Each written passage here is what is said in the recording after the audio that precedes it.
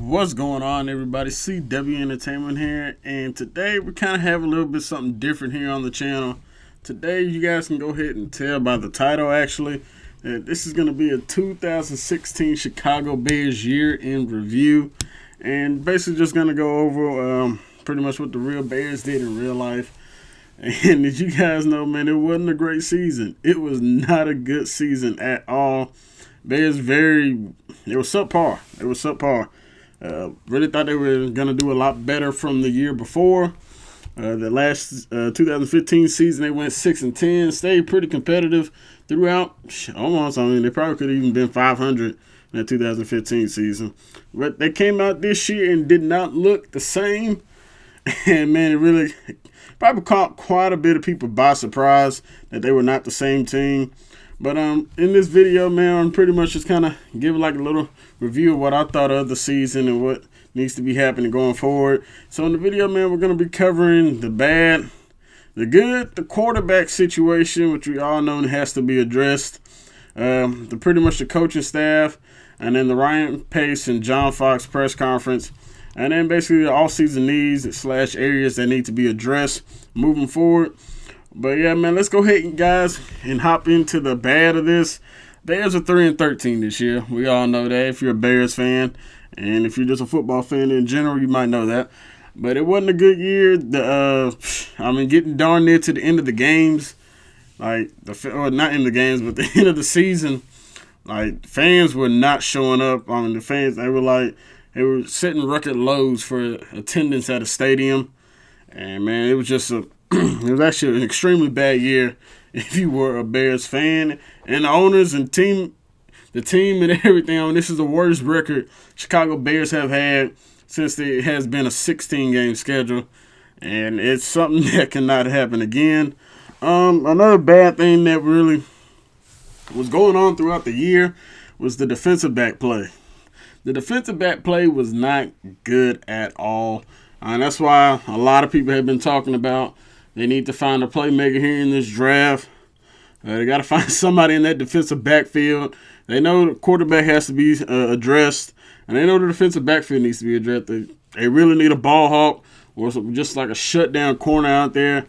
But hopefully we can find something in the draft, maybe even in free agency. Maybe we even luck out with hopefully Eric Berry one up, becoming a free agent. I highly doubt Chiefs let him up. But the defensive backfield, they really did not do anything. I believe there was a total, the Bears defense had 8 picks. That's not acceptable at all. You cannot have 8 interceptions on the year and expect your offense to just keep piling up the points. Eventually, defense does have to help out. But another big thing it really just demolished this entire season was the injuries. It is an excuse, but you also can't make it an excuse. But they did have 19 players on IR. I believe they were tied for first, with the Jets for the most players on IR, and 9 of them were supposed to be starters for the entire year. And then just a quick little list of the 9 starters, you had quarterback Jay Cutler, cornerback Kyle Fuller, who didn't even touch the field this year, our nose tackle and Eddie Goldman. Keep looking down, you got Kyle Long, he was on the IR list. Had tight end Zach Miller, Eddie Royal, Danny Trevathan, Kevin White, and even Marquise Wilson. He's always on the injured reserve list. Seems like he gets in, plays a couple games, and then he's already back out with some kind of foot injury. But having 19 players on IR and most of them being key players to your franchise is going to be tough to win games. They were having to rely on a lot of guys that did not have much NFL experience. And it pretty much really kind of hurt the season a lot, besides poor quarterback play. But continuing on with the other part of the band, this is a pretty long list, and I know I'm forgetting a lot of stuff on it. But offensive coordinator Dowell Loggins did not think he was that great of a coordinator. For some reason, John Fox raves about the guy. He seems like seems like he pretty much just loves this guy. For some reason, even some former quarterbacks that Loggins actually coached, even they spoke highly of him. So I'm not sure what the praise is. I feel like Loggins, his offensive game plan just wasn't there. When we figured out Jordan Howard was actually a beast, he refused to give the ball to Jordan Howard, and when Alshon wasn't suspended, he refused to really try to get the ball to Alshon. And Alshon, yes, he's going to draw double teams, but he's not going to have a double team on almost every single pass play. It's just like it's like he refused to get the ball into his biggest playmaker's hands. And that cost him quite a bit of these games, actually. But let's go ahead and move on forward. Another big problem, and it's really started happening when Matt Barkley came in the game. Matt Barkley, when he came in, he actually could have won a few of those games. But the thing we're addressing here is the drops. We were 6th in the NFL with drop passes this year. We had a total of 24 drops, and that is inexcusable. Josh Bellamy was dropping balls left and right. Deontay Thompson was dropping balls. Marquise Wilson, who we thought had reliable hands, was dropping balls. Cameron Meredith, who was actually a pretty good bright spot, he dropped a few balls here and there, but 24 drops, and 8 to 10 of them came in that one game against the Titans. And it's just crazy. And over half the drops came in a 3-game span. That's extremely unacceptable. How you have that many drops? I'm not sure that's on the receiving coach or what. But another thing with Bellamy, you always watching the games. Not sure how many people actually watched every single game this year. I actually did. I wouldn't have blamed you if you tuned out after week 3. They started off 0-3 after being embarrassed twice in a row. They got embarrassed by the Eagles and the Cowboys. Really wouldn't blame you if you did start watching after that. But Bellamy, for some reason, though, he kept leaving his feet on balls that he didn't need to jump for. For some reason, he just thought, every pass that's thrown to him, he's got to go jump up and catch it. Really, there's a lot of times Barkley actually threw the ball right on the money. If he catches it, clearly, he does a great job getting open. He's apparently a really good route runner and has a lot of speed, but he just thinks, he's got to jump for every single ball, when that's not the case. A lot of times Barkley hit him dead in the hands, and all he had to do was just catch it in stride, but instead he's leaving his feet, dropping the ball. But the one drop that really was frustrating, and I was going to pan out. We're ending up with the 3rd pick in the draft, so I guess you can't complain too badly. But the one against the Tennessee Titans, man, he dropped the ball dead in the end zone. Barkley has done led this amazing comeback. I believe they were down 17 points heading into the 4th quarter. Barkley's leading them on this 2-minute drive. Barkley was looking great, hitting guys, fires it into the end zone, hits Bellamy dead in the chest. He can't hang on to it, and he winds up dropping what would have been the game-winning touchdown. And then, because it would only been 30 seconds left unless Marcus Mariota would have pulled some magical play out of his hat. And then Deontay Thompson on Blues, it's 4th down. He drops it in the back of the end zone, and for him, it hit him dead in his hands. Yeah, he had to roll over, but still, on the drops, my goodness. It was just crazy throughout that little stretch. It continued on as Barkley kept being the quarterback. Saw it in that Detroit game. They also had an opportunity to win that game once again, and once again, their drops were just biting them. Also had a couple penalties in that it could have been called, maybe not have. But moving on, the defense. We're going back to the defensive side of the ball. The defense did not generate turnovers at all this year. It generated a total of 11 turnovers, 8 interceptions, and 3 fumble recoveries. We had a -20 differential in turnover differential. You're not going to win many games if you have a -20 turnover differential. I just don't see it happening. And the way they play on offense, they really can't overcome that too much. I believe we averaged 17 points per game. Now, the defense was out there on the field quite a bit because offense couldn't move the ball too much when they weren't giving the ball to Jordan Howard. And that does go back to Dowell Loggins. Loggins really didn't want to put the ball in his playmaker's hands to go get first downs. And that was actually winding up costing them some games. But another thing, like I said, points per game, they actually averaged 17.4 points per game. And that was actually tied for the 5th worst in the league.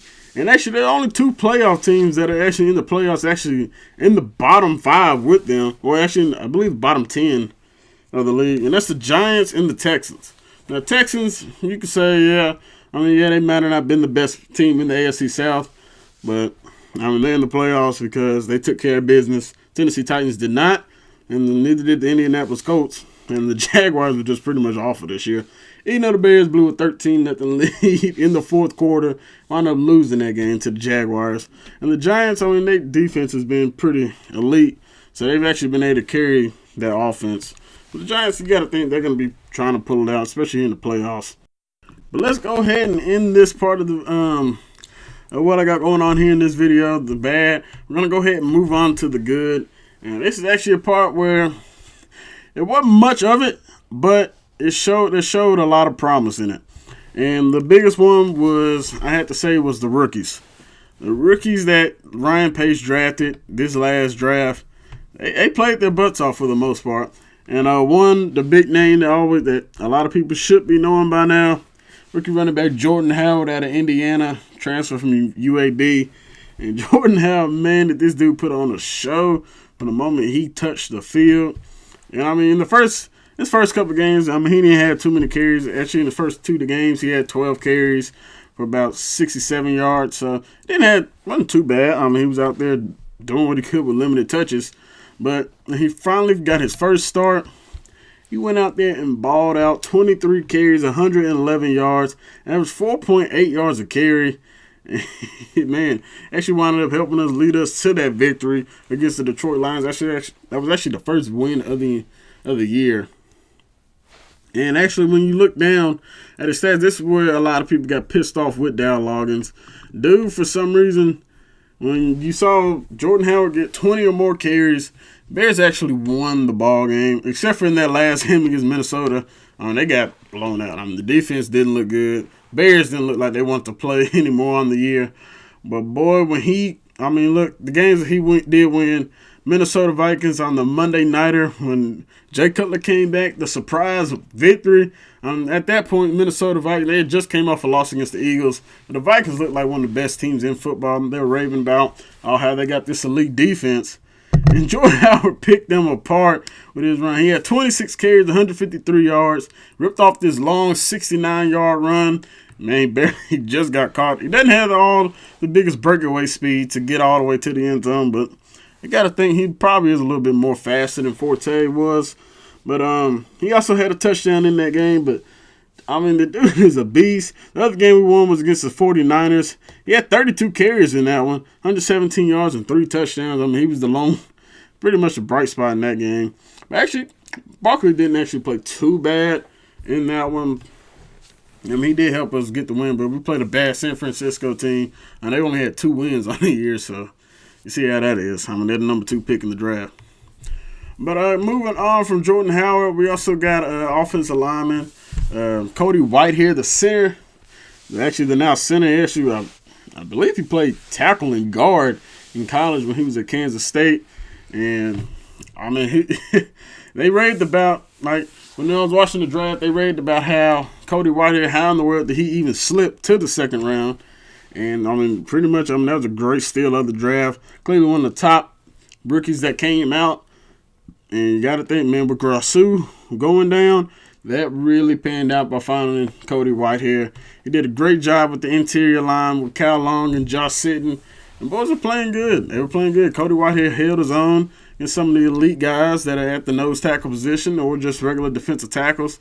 And for the most part, everybody was extremely impressed with how he was able to hold his ground. Now, it did help that he had 2 all-pro guards right next to him.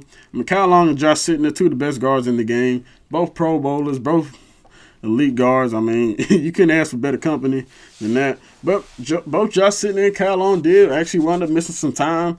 We did have a couple other guys. Ted Larson actually wound up filling in for Kyle Long, and then Josh Sitton had to sit out in one of the games. He had to come out with an injury. But then we move on. We go to inside linebacker Nick Kwiatkowski. He actually didn't really know how to pronounce the man's name. I hope I still pronounce the man's name right. But he had a decent season. Came in filling in for Danny Trevathan and Jarrell Freeman. Trevathan, man, that's such a sad loss, man. The dude might even end up being on the PUP list next year. Can't really afford to lose him, man. Put some investment into the man. We really need him out there. Hopefully he hits that recovery hard. But anyway, back to Nick Kwiatkowski. He had a decent season. He had 44 tackles in the limited amount of games.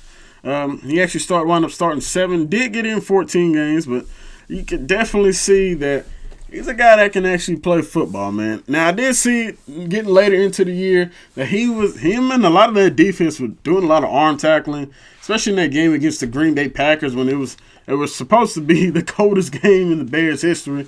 Didn't even wind up turning out to be like that. But yeah, you definitely saw a lot of missed tackles. But you did see a lot of plays where you could definitely tell that he can be a linebacker here in this league. He's a decent sized guy, 6'2", 242 pounds. So you gotta expect that he'll wind up finding some playing time here as the future goes on. I mean, I believe Jarrell Freeman's like 30 years old, 30, 31. He'll be 30, 31 coming up. So right now he doesn't have too many mileage on it because he is from the CFL. He doesn't have too many NFL mileage on him, but you know what they say, man. Once these guys get up to about 30, that's when they really start kind of dropping off. Now, some guys do hit their prime at 30.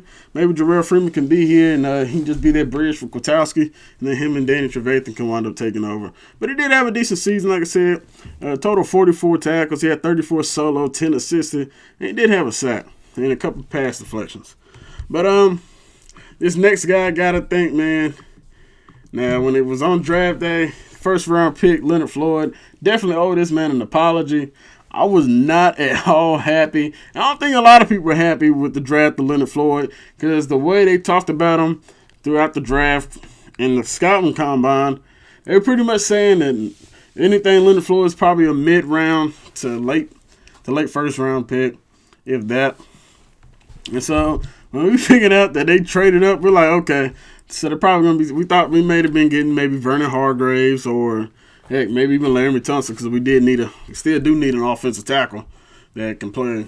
I'm not sure we're going to be relying on Charles Leno Jr. and Bobby Massey for too long.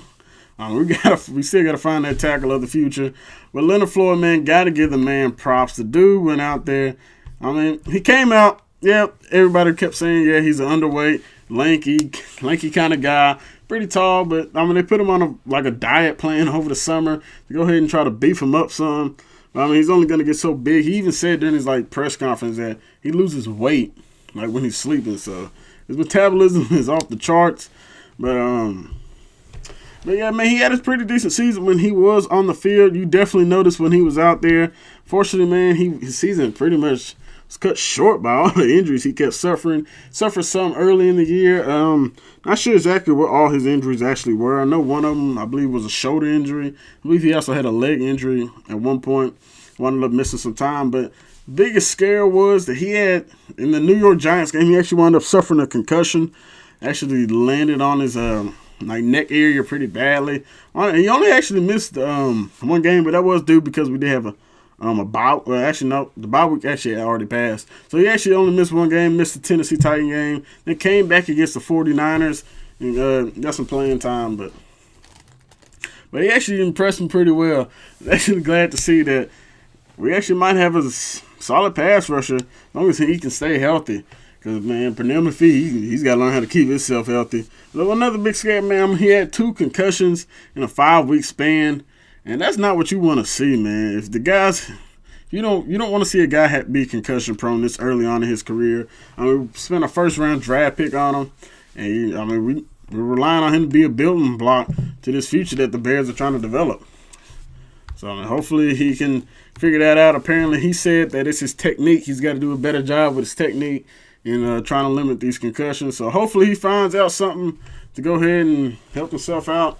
But we could really use Leonard Floyd, and hopefully he becomes a threat on the edge rush because the comparisons coming out, man. It was comparisons to Aldon Smith, and before Aldon Smith started going crazy with bomb threats and all that stuff, Aldon Smith was wreaking havoc off that edge, and it was another one of them great players over there on Vic Fangio's 49ers defense. So hopefully, man, Leonard Floyd pans out and becomes one of those fierce edge rushers off the end.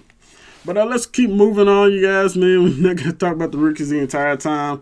But this guy was a rookie last year, though. Undrafted free agent Cameron Meredith. And, boy, did he start putting on a show in Week 5 against the Indianapolis Colts. And, man, that was his breakout performance. And we might have found something in Cameron.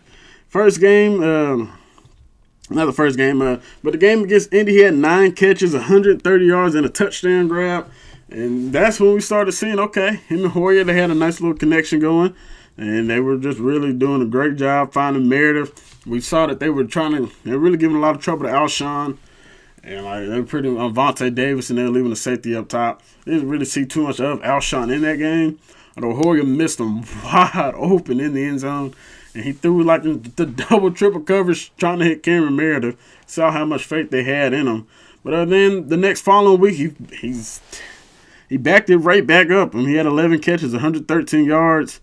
And man, the boy was playing. He did have a few quiet games. Kind of went on a stretch where he didn't do too much. But then picked it right back up later in the year against Green Bay. He had 9 catches, 104 yards. Followed that one up against Washington. 9 catches, 135 yards. So he had a decent year on the season. He had 66 catches, 888 yards, 4 touchdowns. Actually threw for a touchdown in the final game. Wound up doing a trick play. Now, that's probably the best play call we've seen all year, the little trick play. Cameron Meredith, he's a former quarterback at Illinois State. So, the way he transferred, you would think they would utilize that a lot. They would have utilized that a little bit more. Now, you can't use him throwing the ball almost every single time because that's just not going to work. The NFL, they're too smart for that. But he did throw a pass, and it was for a touchdown. So, hey, man, that could be a nice little stepping stone for us, especially when we don't know what's going on with Alshon Jeffrey and Kevin White. That's another thing, Kevin White, man, that injury, man. This dude just suffers the injury bug. 2 back-to-back years, man, on the same leg. Are those 2 different injuries? But, man, that's just so unfortunate for somebody like Kevin White, man. That was Ryan Pace's first draft pick. You know he's not going to want to give up on him. And they believe he can still be the 100% when it's time for him to come back. So, hopefully that is true. That's the case, man, because we started seeing Kevin White starting to blossom into that first-round draft pick that he was worthy of. Now, there are a lot of people going ahead and calling him a bust off the bat. And that's because he's been injured. Until he proves otherwise, that's what he's going to start being labeled as. I'm a big fan of the Kevin White pick. That's exactly who I wanted, especially when they got rid of Brandon Marshall via trade to the New York Jets. But anyway, man, another good sign of the year was actually defensive coordinator Vic Fangio. He did a great job for the most part keeping his defense right. And you couldn't ask too much more from Vic. Especially with the limited amount of players he was working with, especially when a lot of his key guys were going down with injuries. Your best cornerback, supposedly, supposed to be Tracy Porter. Now, they kept saying Tracy Porter was having a good year. A lot of times anytime I saw Tracy Porter, a lot of times I kept seeing him either getting burnt, especially in that first game against the Texans. Will Fuller was just outrunning him almost any chance he could get. They were just running them deep fly routes with him. And he was just outrunning Porter throughout. He's outrunning the secondary. The safeties too. Tracy Porter, he's an older guy. So, there's only so much you can expect from him. Apparently, he was dealing with an injury the entire season. So, that could have been a reason why. But, who knows? Fangio did do what he could. You got to think, he didn't have his best linebacker out there, or at least one or two best linebacker out there. He wound up losing Freeman for 4 weeks. Trevathan went down with that serious knee injury. So who knows if he's going to be out there. And then Kyle Fuller never even touched the field. It's kind of hard to have, a decent defense when your best player's out. Eddie Goldman, he was in and out of the lineup. I wound up being on IR as well, as we mentioned. But got to give credit to Vic Fangio. He stuck in there, tried to do his best what he could. But, eventually, the offense kept, the offense wasn't doing their job either, helping the defense get some kind of break. Eventually, the defense actually did start wearing down at the end of the season, and it pretty much just wound up costing them a lot of wins. Another thing we got to talk about, Ryan Pace actually did a pretty good job in the 2016 offseason. The draft and free agency signings were actually pretty dang good. Majority of his draft picks look like they're going to be some pretty good ball players. Like we mentioned earlier, you got Jordan Howard, 5th-round draft pick. Nick Kwiatkowski, a 4th-round draft pick. You got Leonard Floyd, who was your first round draft pick, traded up for Cody Whitehair, 2nd round. Hopefully, DeAndre Hall can actually turn out to be somebody. I'd love to have another corner. He's a big, tall guy, too. 6'2". Could really use him. He was out with an ankle injury for a good 8 to 9 weeks. I'm not sure what kind of ankle injury he had, but he was just a normal high ankle sprain that was just keeping him out of the lineup. But I mean, it seemed like a pretty solid offseason for Ryan Pace. And also the addition of Akeem Hicks was huge. Definitely see that he was a big stepping stone into that defensive line. And then, I mean, if you could pair him off with some other guys, if Eddie Goldman can stay healthy, and if Jonathan Bullock could turn out to be the guy that we're hoping he'll be. I mean, Bullock, he didn't have really, I think he got on the bad side of Fangio a little bit because he wasn't being a healthy scratch in probably, I think, a couple games. I know one game he was a healthy scratch, but there was a few other times that he could have been out there and he just really didn't do too much. Now, the biggest upside for him was his explosiveness off the ball. So hopefully they can work with him here in the offseason, find a way. Hey, man, it'd be nice to have another pass rusher be on that defensive end, on the defensive end side. And then we got Eddie Goldman clogging up the middle. So if he can stay healthy, they got a great front seven looking here to come forward. Also, the two inside linebackers, Danny Trevathan and Jarrell Freeman, great pickups. Trevathan coming off that Super Bowl victory, so you know he was looking to go get paid. Broncos weren't bringing him back. So those are really two good signings. Now, we did swing and miss on the Bobby Massey pickup. Massey did get a little bit better towards the end of the year, but it was a crash and burn with that one. So, not going to hit on every single pick and every single free agency signing. If you did, then heck, man, you're a great GM for that. But another solid thing, I guess you could say, it's kind of like a gray area. The pass rush was pretty decent this year. Now, pass rushing getting actual sacks compared to, this, like I said, this is why it's in the gray area. Now, they didn't generate a consistent pass rush. Now, they had 37 sacks on the year, which was 12th in the league. So, you were in the top half of the league. And it did improve by 2 sacks from last year. Last year, they had 35, and they were actually went up from 22 last year. So, it went up 10 spots. So, 22 to 12. So, I guess you can say that's a pretty big improvement. But I guess the league just wasn't second as many quarterbacks this year. But, the pass rush does still need to be improved. The one game I always comes to mind, and it seems like it's always Green Bay. You just see Aaron Rodgers sitting back in that dang pocket, and he just finding his man. And you saw on that last play, Rodgers just chucking it deep downfield. The pass rush was not there, and that also has to go on Fangio. Fangio doesn't like sending more than 4 guys a lot. He'll either send a 3 or he'll send 4, and it's rare that you actually see him blitzing. So, they do got to do a better job of that. Like I said, it's in the gray area. All right, you guys, so let's go ahead and hop into the quarterback situation. And the Bears are going to have to address this offseason. We're going to have to wind up figuring out what are we going to do with Jay Cutler. Now, it's been a topic actually for probably a good year or two. What are we going to do with Jay? And now they got a couple options, man. They can either keep Jay, and hopefully you can find something. You can either keep Jay or you hope that you can find a trade partner for him, or you're just going to have to wind up cutting him. Now, his contract is actually team-friendly now, so they don't owe him any more guaranteed money. So if they want to part ways with him, they can. It's only going to cost them $2 million in the cap. So actually be beneficial. They can actually find a trade partner with him. Now, I was a Jay supporter for pretty much his entire career here. Actually was supporting Jay up until this year. Really, the Tampa game, after that, I was pretty much done with the dude. Dude was just, it was abysmal in that game. It was catastrophic for what he was doing, and it just did not pan out well.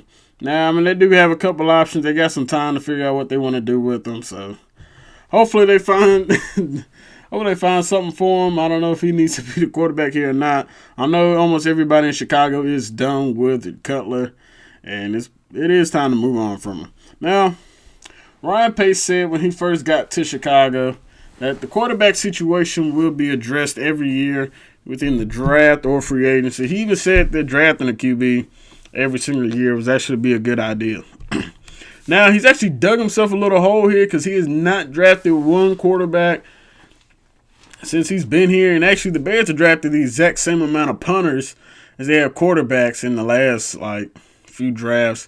And that was one. They drafted Pat O'Donnell, and they wound up drafting David Fales.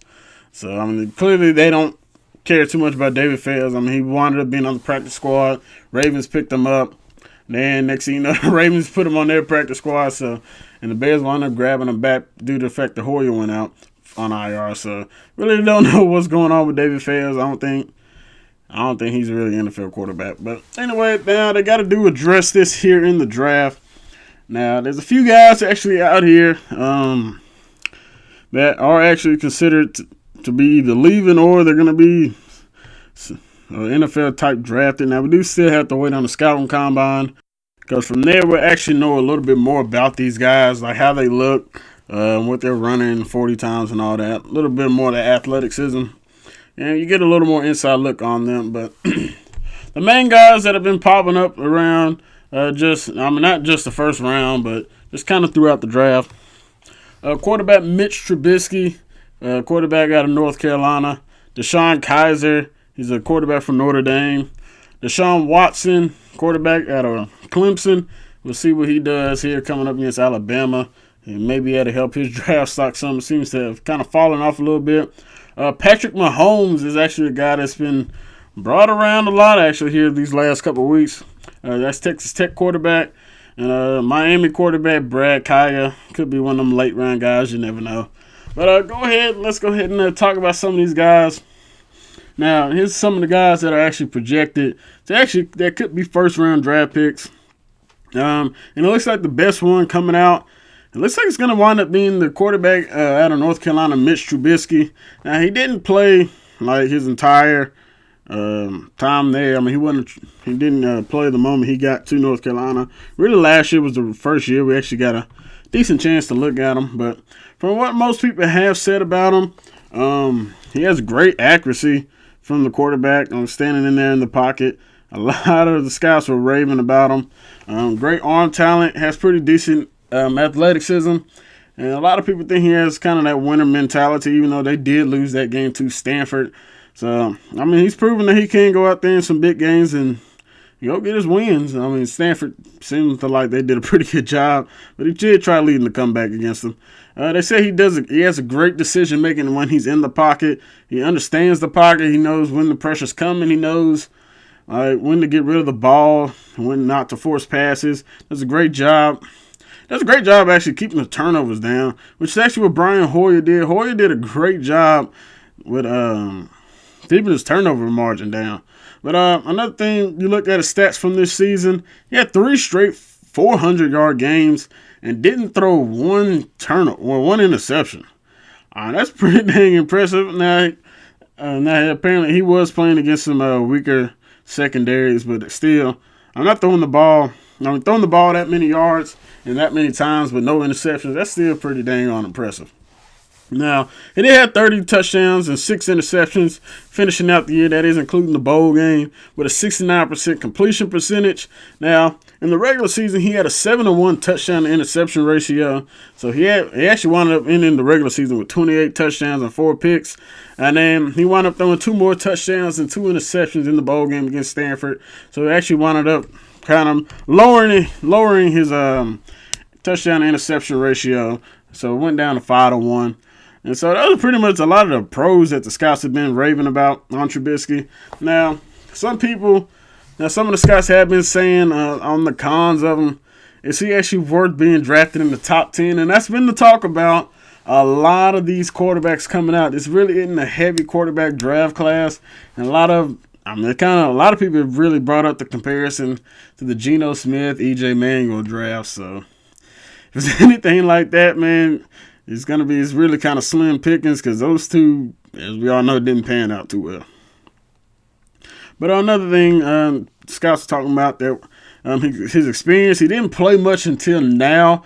He didn't play. I mean, this is his first year actually playing a full season, and he did get some. He had like 40 passing attempts like in his first 2. He had a total of 80 passing attempts in his first 2 years, so he did get some kind of playing time, but nowhere near as much. And another thing, he hadn't actually declared for the draft just yet. He's only a junior, so he could actually wind up staying for a senior year if he thinks he can either improve his draft stock or just show that, hey, man, maybe I can be the number 1 pick next year. And another thing they talked about, if he doesn't come out now, then he's going to be 24 entering the next draft. He is 23 right now, and a lot of teams don't want to take a risk on somebody that's up there in age. But the thing is, I mean, he's a quarterback. You want your quarterback to give you at least a good 10 to 15 years. So by that time, he wound up being 36, 39. And if he's out there balling at 36, 39 years old like Brady's doing, heck, man, then you found your future right there. I mean, that's what you want. But moving on here, we're going to go ahead and get on to the Notre Dame quarterback, DeShone Kizer. Now, DeShone Kizer also been said. Now, it's been between him and Trubisky. They've been flipping back and forth with him. Who's going to be the number one quarterback taken off the board? He's either been listed on number one or he's been listed as number two, right behind Trubisky as the best quarterback. Now, the scouts, I mean, they really love this guy. Like, they love this dude a lot. Another big thing about him is his size. He's a 6'4" guy. He's 230 plus pounds. Dude's a pretty big guy. He's pretty good athletically. They say he has really good field vision in the pocket. Knows when to make the throws and not. They say he's really solid under pressure. Another big thing, his accuracy and ball placement. They say he really knows how to throw it in the tight windows and really. He's just a really good, accurate quarterback. Now, one big thing is, like, one of the big cons is this guy a winner? Like, is he going to go out there and get you the win? Now, not everything on that Notre Dame team this year was his fault, but, man, they did not look good. I mean, your quarterback is one of the main guys that has to go out there and help you go get that win. And they had an awful season. It was very unlikely to see a Notre Dame team actually be that bad. Now, I'm not a Notre Dame fan at all. But that was really shocking, especially at their first game they had against Texas. Man, that was a really good shootout they went into. Really got to see a lot of DeShone Kizer in that one. So it was interesting seeing. But another thing I actually noticed was he actually only had a 59% completion rate. Now, that could have, like I said, I didn't see any Notre Dame games. I'm not a fan of them at all. So that could have went to drops or his team he's just not running the correct route. So not exactly what all that pans into, but hey, man, if he's supposed to be this great college quarterback, and if he's supposed to translate well into the pros, I'm sure that'll help. I'm sure these pro wide receivers, unless you got Bellamy on your team, sure that'll help it go up some.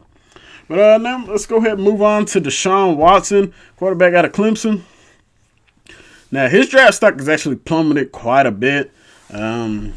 Deshaun Watson, now, not really actually too much pros they actually really have on him. They do have to say, I mean, he's got that winner mentality. Now, this is the back-to-back years he's got his team in the actual BCS championship game. So, gotta expect. I mean, the dude does know how to find a way and go get his victories. You know, he is kind of a turnover machine. He has 30 picks in the last 2 seasons, and he hadn't even played the game against Alabama yet. So that game, he could add a couple more. But another big thing they like about him is his athletic ability. Like, I mean, he is crazy athletic, but that's not going to work too much in the NFL.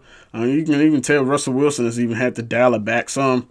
So we're going to have to see. But now, the cons list, it was pretty hefty. I don't think a lot of scouts would actually really care too much for Deshaun Watson. I mean, they're saying he could be a first rounder, but there's a good chance he will actually wind up falling. They said he's between late first round and probably a 4th round draft pick, so he could fall anywhere between there. They call him an undersized guy. He's 6'2", 205 pounds. Now, weight, yeah, he is kind of undersized in the weight department. But his height, I mean, 6'2", and that's not really a big deal. I mean, Russell Wilson's not that tall. I think Russell Wilson might even be, I mean, Drew Brees is 6 foot. See, well, I mean, that's a Hall of Famer now. I'm not doing any comparisons to Drew Brees. 2 completely different style of quarterbacks. But, I mean, 6'2" is not the shortest type of quarterback in the world. Now, another thing, ball placement. They said he's got to work on his accuracy some. He kind of forces his passes. So he's got to be a little bit better at that. Also, another big thing they said is that since he doesn't run that pro style offense, they kind of run like a pistol spread type of offense. So his numbers are kind of a little all over the place. So he's not in that pro style where he's going to be on the center too much. So they do need him to probably take some snaps on the center. But that was a big thing about Marcus Mariota when he came out of college. And he never took a snap on the center. I don't even know. I think it was about him like that. Like high school didn't take any, or that was the last time he did take a snap on the center. So it was something like that. Like I said, interceptions earlier, 30 interceptions in 2 years. They hadn't even played Alabama. You got to think they're probably going to try and snag at least 1 or 2 of them off of him. So he's got to be careful with those. I mean, that's 15 picks. I mean, he's averaging 15 picks per year, so he's got to do a better job with that. And he's also pretty inconsistent, is what other scouts have been saying as well. Now we'll move on to Patrick Mahomes. Now this is a guy that a lot of people have actually started raving about. Patrick Mahomes actually had a pretty good year at Texas Tech. Now they do run that offense where they're throwing the ball a majority of the time than they are actually running the ball. So kind of actually one of them air raid type of offenses where they're going to be passing almost 40 to 50 times a game. But they do talk about how he has a good arm. He can be a great pocket passer, has great field vision, decent mobility. I mean, he can escape the pocket when he needs to. Has solid size. He's 6'3", 219. So not too much bigger than actually Deshaun Watson. Got a little more weight than him. But he did actually, in an offense that passes the ball majority of the time, he did have a 66% completion percentage. And a lot of people think he could be the steal of the draft at the quarterback position. Now, a lot of people have actually projected him to be probably like a Derek Carr type. So he could fall in between that second and fourth round. And if the Bears are lucky, maybe they can get one of them ball hawking type safeties or corners in the first round. I don't know if they're going to want to take a DB at the third pick. I mean, it's kind of high to be risking on defensive back. I mean, because you can find a defensive back almost anywhere in the draft a lot of times. And then, I mean, but hey, maybe they look out like the Raiders. You get another elite pass rusher, and then you go get your quarterback of the future in the second round. I mean, that's how they did a couple years ago. They got Khalil Mack and then Derek Carr. See how that's working out for them. They end the playoffs, even though Carr suffered that pretty bad, bro. I believe broke his fibula. That's really sucks for the Raiders, man, because they had a really good chance of possibly trying to go out there and beat the Patriots if the Patriots do wind up winning, which most people think they will. But another thing, really only Conley really said about Patrick Mahomes is that, I mean, it's just the style of offense he ran. I mean, in college, I mean, his stats are kind of inflated some, but he does show that he can throw the ball, so that is something nice about him. Now, final prospect, they kind of really, there's a lot of quarterbacks that are coming out, but another one they kind of had rated decently high was Brad Kaaya. He's a quarterback out of Miami. Now, he's a guy that has some flaws. He has some pros to him. Now, they say he's quick off his feet. He has a pretty live arm. He's a tall guy, 6'4", 215 pounds. He can make the tough throws when he needs to, and he has decent pocket presence. Now, what they say about him is that he struggles under pressure. Now, a lot of quarterbacks do struggle under pressure, but they say he really, really struggles under pressure. He goes through his progressions pretty quickly. His deep ball accuracy isn't good. I said he needs a clean pocket the majority of the time when he's back there. So you're not always going to get that in the NFL. I mean, unless you're playing for the Dallas Cowboys, you're not going to be sitting back there for a good little while and hoping that you're gonna hope that you got a lot of time back there. But they are saying that he also kind of does lack a little bit of leadership. Now, I mean, that can drastically change once he gets to the NFL level when he's known that he's going to have to carry a team. But these are just options for quarterbacks. Now, if you ask me, got to think Patrick Mahomes and Deshaun Kaiser and Mitch Trubisky. Those are the three guys that Bears probably should be looking at. Now, if you can't get Trubisky at number 3, you might have to pull the trigger. It's still kind of hard to say exactly what you need to do. Now, like I said, we're going to have to see the combine and see the tape on more of these guys. Now, I haven't watched much of any of these guys really this year. So, it'll be interesting to see what they do with that number 3 pick, though. Now, another possibility, talk about with the quarterback situation, is a free agency or possibly trade. Now, I think trade is probably your last option. Talking about trading for either like a Jimmy Garoppolo or Tony Romo. Now, the problem with drafting or trading for Garoppolo, the cost could be a little bit too high. It seems like these guys really want to. The Patriots might want a good little pick. They're going to at least want a first round probably for Garoppolo and more picks for him. I mean, this guy could be the real deal. He might not be. Problem is, are you going to be getting another Matt Castle? The thing with Romo, we all know Romo. I mean, he's an aging quarterback. He's like 36 years old, 35, and he's an injury-prone guy. Now, why would you want him I mean, they talking about him could be a bridge type quarterback for your rookie QB that you have to draft. Can't hold off another year, really. I mean, you got to have somebody in there, and because if you don't, that might cost Pace and Fox their job. So, and but free agency, I mean, who knows? I mean, Tony Romo could get released. Tyrod Taylor might get released. There's been reports about Mike Glenn possibly becoming a big free agents. So who knows? I mean, if you ask me, you got to steer away from Glennon. You could. I mean, he's pretty much getting another Cutler type, Brock Osweiler type. So that's a position. That's a guy you might want to stay clear of. I mean, who knows? It's not fair to compare him to Osweiler. But he is another tall guy with one of them big cannons of an arm. So, well, we'll have to see when free agency gets here in March. Let's go ahead and move on to the coaching staff. Now, with the coaching staff, there has been a lot of speculation. If John Fox is going to wind up being fired after the season. Will they fire Dow Loggins? Is Vic Fangio going to wind up leaving? And so pretty much they actually are going to retain the entire staff, at least from what Ryan Pace and John Fox have said. Both coordinators will be back. John Fox did say that. So hopefully Vic Fangio actually doesn't wind up leaving. But another thing is they really need to get rid of Dow Loggins. I mean, you can probably find somebody else. I mean, Mike McCoy's out there. That was one of John Fox's coordinators over there in Denver. I believe he was there with him in Carolina too. Not 100% positive on that, but I mean, it'd be a decent, it'd be an upgrade over Loggins. You should fire him or you need to demote him, do something. Huge that they're keeping Vic Fangio. I mean, he's pretty much the main guy on that defense that they really, really need to help keep things going. The special teams coordinator, Jeff Rodgers, apparently he's going to wind up being back. They could really use an upgrade at that position. They really weren't that good on special teams. Mentioned it earlier. And actually, I mentioned it in the last part of the video, the video that you guys saw. But, yeah, like I said, upgrade could be used. Actually, they need to upgrade on the entire special teams. But some other changes that were made, unless something else happens later on in the future. Running back coach Stan Drayton actually left for, I believe, the offensive coordinator job over at Texas. So he is gone.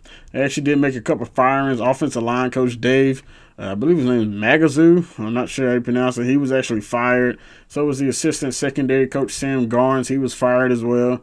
And outside linebacker coach Clint Hurt, he actually decided not to sign his extension, and he is actually leaving the door. He actually tried to leave last year with Adam Gase, going down there to Miami. So that's what a lot of people expect that he's going to wind up going. So no more of Clint Hurt, and actually he's an outside linebacker coach too. So it's kind of a big loss because they do have a lot of guys at outside linebacker. That's supposed to be a pretty big part of this team. But pretty much that's going to wrap it up for the coaching. Now we're going to go ahead and hop into the Ryan Pace and John Fox press conference. So it was actually pretty good conference. If you guys didn't hear or if you didn't even know about it, on Wednesday, John Fox and Ryan Pace, they addressed the media about, basically it's something they got to do at the end of every year. Got to talk with the media about just the state of the franchise type of deal. Owner George McCaskey actually wanted to speak to. Now his really wasn't public. They didn't live stream it, but we wound up getting clips of it. Now, pretty much what John Fox and Ryan Pace were talking about. Pace said injuries were a big part of the poor season, but it can't be a crutch for them. They know. Injuries is part of the game. They know that it can't. They just can't say, injuries were this, injuries were that. That's why we didn't have a good season. Now, it was part of the reason why they didn't have a good season, but it's also because they have a lack of talent. What Emory did in his previous draft, with the 3 drafts Emory had, he probably only hit on like 2 people, and 2 of those guys, they only had 2 of those guys. It's Kyle Long and Alshon Jeffrey. Jerry Angelo didn't do a good job himself his last few years. He started off strong, but the last couple of years did not go so hot. Now, another thing they were talking about, both of them actually were talking about it. Only thing positive about 3-13 this year is draft order. That's the only thing that you can really take away from it. You did have some rookies that showed that they can actually be players in the NFL, but draft order is really the only bright spot of being a 3-13 team. We got the number 3 pick. Hopefully they don't screw this up. Like I said earlier, all coordinators will be back. John Fox did say that. Just mention it again. And now they both said they really didn't commit to Jay Cutler being back. Pace said he did meet with Cutler and actually 30 other players on the team. So, I mean, we have no clue what's going to be Cutler's future at all. So we're going to have to wait and see if he's back or not. My guess is good 80 to 90% chance he's not coming back. But another thing they mentioned, the secondary not producing turnovers. Ryan Pace pretty much, he actually spoke quite a bit on this. He said they need a big offense. It's a big need in the offseason, and it will be addressed. And they know it was a major issue, and they will add more playmakers. And he does blame himself for not adding more talent back there. Because the people they did add weren't that good. And, I mean, sorry, it sucks to say, but I mean, Tracy Porter and Cravon LeBlanc were their two best corners or defensive backs just on together. And them two, I mean, they had their moments where, yeah, they made some plays here and there, and they also had the moments where they were getting their butts roasted by a receiver. But another thing, John Fox mentioned that 2016 will not happen again. Now, I mean, yeah, it's all smoke and mirrors at this point. They did both mention that, yeah, they're all just, yeah. Now, they know these are just words, but they do know they got to take action. More likely, John Fox, this is, unless something crazy happens, again, this probably is going to be wind up being John Fox last year, unless he gets probably 8-8 or better. I would think that's probably where they're going to be standing at. If you have another 3, 4, 5, 6 win season, that's just not going to cut it. I mean, you're going to be up out the door. They both, Ryan Pace did mention that Alshon Jeffrey, that is actually a big decision for them. So I'm not exactly sure probably what they're going to do with Alshon. My guess is either if they don't get an extension done, I don't see them letting him leave. They're probably going to wind up giving him another franchise tag. And this actually be the last one they'll be able to give him. I don't know if you can only have 2 in your career or if you can only have 2 back-to-back. But if you ask me, they need to lock up Alshon. I mean, he's clearly the best player on the offense. And, you need him. You need him. Pace, I mean, this is really a Ryan Pace-dominated press conference, as it should be, because we don't see Pace that much. Actually, we don't really see him at all, except for during this time of the year. So, but he mentioned Kevin White, that he can actually be the same player after his surgeries. Now, if that's the case, I mean, that'll be great. Your first-round draft pick still running at a 4.35 speed. I mean, he also said this is 100% recoverable from. So we'll have to see how that pans out. I mean, he had 2 leg surgeries. Highly doubt he's going to be still running a 4.35 speed or 40 type speed. So we'll see how that pans out. I mean, we would love to have Kevin White become that dominant force that we hope that he's supposed to become. But he is getting up there in age, so we have to keep an eye on Kevin White as his time here in Chicago. But another thing he said, team is not giving up on Kyle Fuller. If you ask me, John Fox and Vic Fangio don't want anything to do with Kyle Fuller. Pace said, now he was a first-round draft pick. I mean, he was a first-round draft pick. I mean, he's supposed to be a cornerstone on this team. And that for a first-round draft pick, I mean, you really just can't let those guys go that easily. So I'll be surprised if Kyle Fuller is probably not winding up being dealt here. They said he is doing a good job in his recovery process. So, I mean, we all thought Kyle Fuller was going to be coming back this year. I mean, they said all he had was a knee scope. So how he wasn't back at all during this time made no sense.